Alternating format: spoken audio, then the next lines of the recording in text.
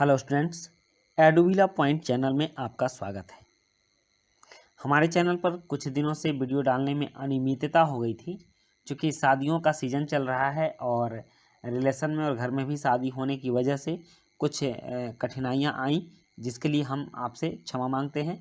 और अब हमारी कोशिश है, पूरी कोशिश क्या है, अब सारी वीडियो आपके टाइम पर जाएंगी और आपको टाइम से मिलेंगी, इसलिए आप हमारे चैनल के साथ बने रहिए। चलिए शुरू करते हैं आज की वर्कशीट। और आज की वर्कशीट है वर्कशीट नंबर 21।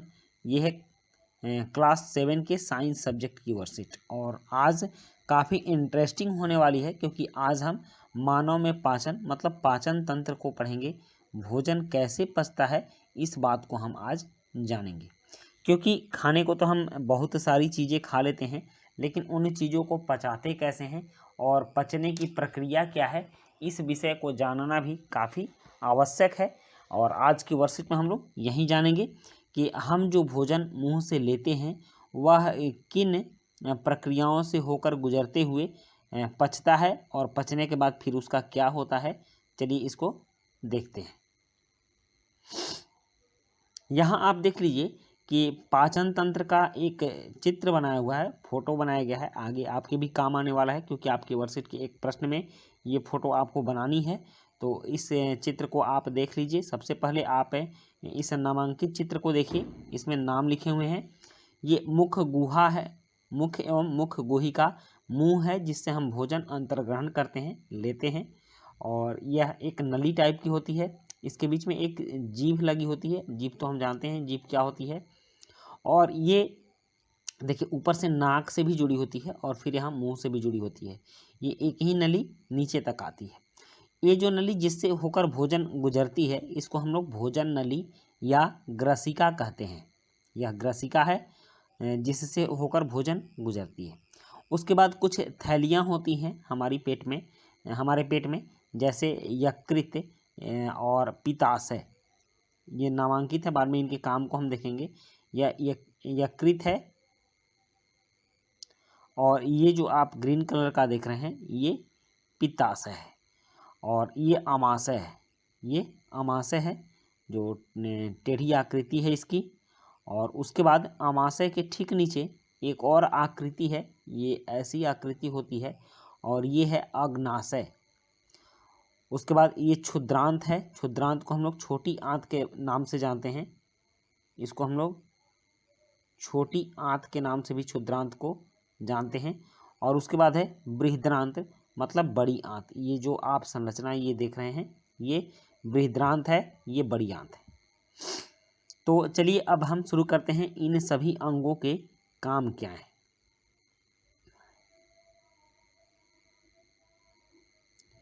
मुख एवं मुख गुहिका। भोजन का ग्रहण मुख द्वारा होता है। कोई भी चीज़ हम मुंह से ही खाते हैं। आहार को शरीर के अंदर लेने की क्रिया अंतर्ग्रहण कहलाती है। हम जो मुख से कोई भी वस्तु खाते हैं और उसको अपने शरीर के अंदर ले जाते हैं, यह क्रिया अंतर्ग्रहण कहलाती है। निगला हुआ भोजन ग्रास नली या ग्रसिका में जाता है। ये जो आप ग्रास नली देख रहे हैं, इस ग्रास नली में निगला हुआ भोजन जाता है। और ग्रसिका की भित्ति के संकुचन से नली नीचे भोजन नीचे की ओर सरकता जाता है। ग्रसिका की भित्ति, इसकी जो दीवारें हैं, भित्ति का मतलब दीवार होता है, तो इस दीवार के संकुचन से मतलब सिकुड़ने से ये भोजन सिकुड़ कर इस भोजन को ये नीचे की ओर ठेलते जाता है, धक्का देते जाता है, जिससे भोजन नीचे की ओर सरकता जाता है। और इसके बाद ये भोजन आता है आमाशय में। आमाशय मोटी भित्ति वाला एक थैलीनुमा संरचना है।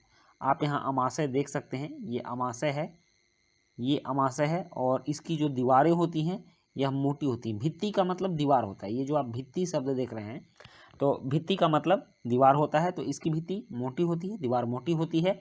यह एक और ग्रसिका मतलब ग्रास नली से जुड़ी होती है और खाद्य पदार्थ प्राप्त करता है, खाने वाली वस्तुओं को यह प्राप्त करता है। तथा दूसरी ओर क्षुद्रांत में खुलता है। क्षुद्रांत मतलब छोटी आंत में खुलता है, मतलब भोजन आमाशय में जाने के बाद छोटी आंत में जाता है। आमाशय का आंतरिक स्तर सतह स्रावित करता है। क्या क्या स्रावित करता है, मतलब आंतरिक सतह जो है अपने अंदर से कुछ केमिकल स्रावित करता है, कुछ रसों का स्राव करता है। वो क्या है उनको समझते हैं हम।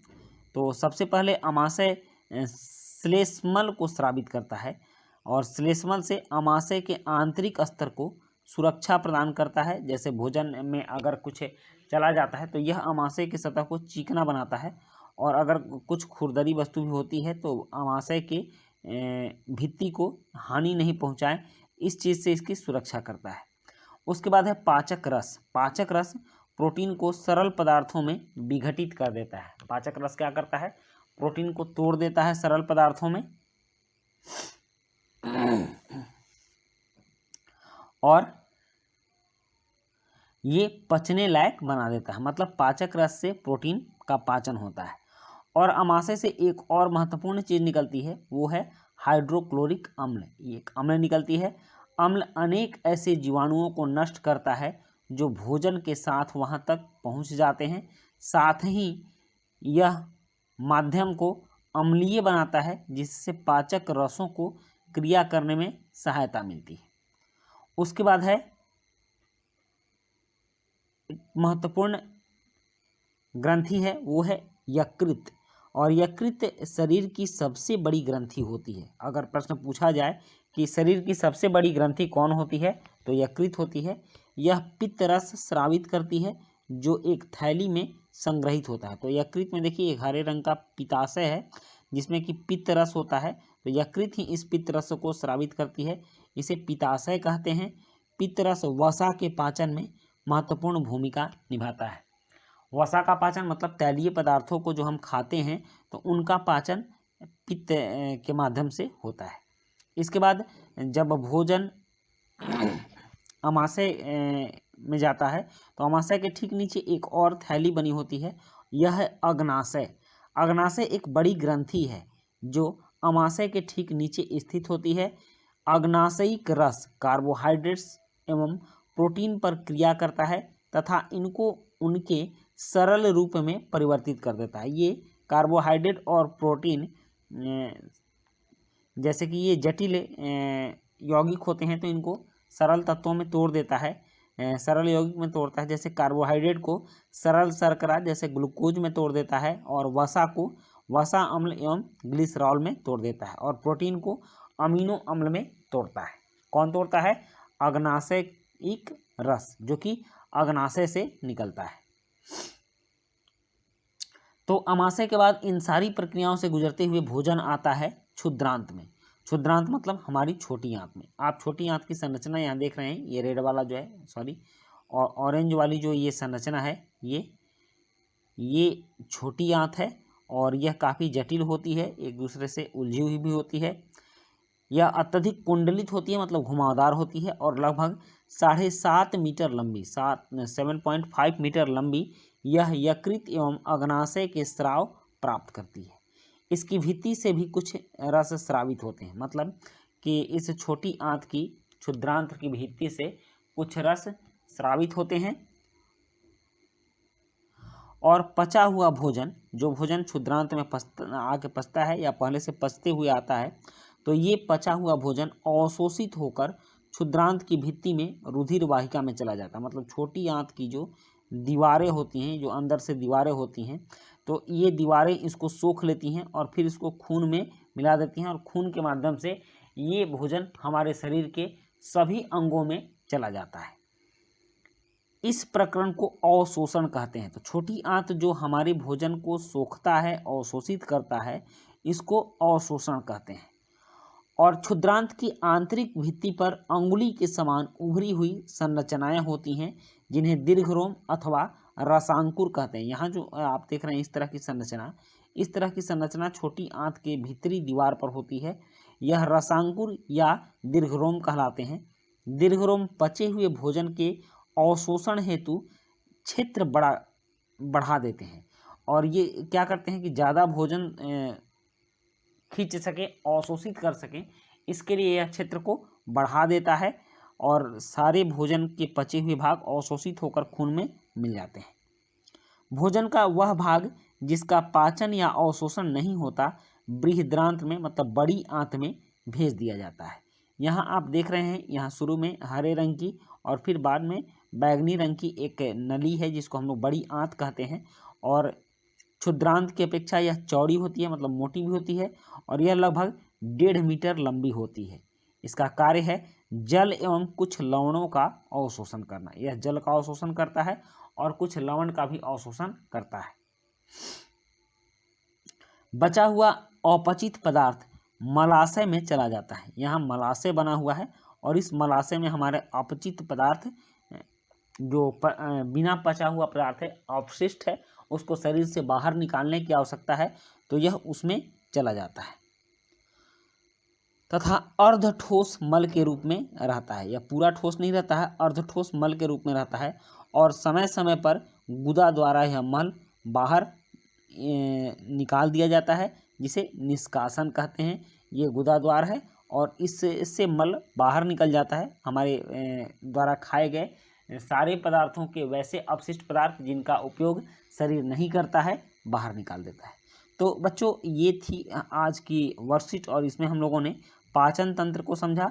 अब इसमें कुछ बहुत ही सिंपल आसान प्रश्न हैं, उन प्रश्नों के उत्तर भी हम देख लेते हैं और एक एक कर उनके उत्तर लिखते हैं। प्रश्न 1 है, यकृत का क्या कार्य है? तो इसका उत्तर है यकृत का काम पित्त रस स्रावित करना है। और प्रश्न 2 है, पाचन तंत्र के कौन से भाग द्वारा यह क्रियाएं संपादित होती हैं? तो इसमें 2 ऑप्शन दिए गए हैं, जीवाणु नष्ट करना कौन सा भाग संपादित करता है और भोजन का संपूर्ण पाचन कौन सा भाग करता है? तो यहाँ जीवाणु नष्ट करने का काम आमाशय करता है और भोजन का संपूर्ण पाचन का काम क्षुद्रांत्र करता है। इसके बाद प्रश्न 3 है, दीर्घरोम अथवा रसांकुर किन्हें कहते हैं? तो क्षुद्रांत्र की आंतरिक भित्ति पर अंगुली के समान उभरी हुई संरचनाएं होती हैं, जिन्हें दीर्घरोम अथवा रसांकुर कहते हैं। और प्रश्न 4 है, मानव पाचन तंत्र का स्वच्छ नामांकित चित्र बनाइए। तो यह काम आप स्वयं करेंगे, क्योंकि इसमें चित्र बनाना है, तो मेरे चित्र बनाने से तो आपका चित्र बन नहीं जाएगा, इसलिए आप चित्र देख लेंगे वर्कशीट से और उस तरह का ही चित्र बनाकर उसके सारे अंगों के नाम लिख देंगे, आपके इस प्रश्न का उत्तर हो जाएगा।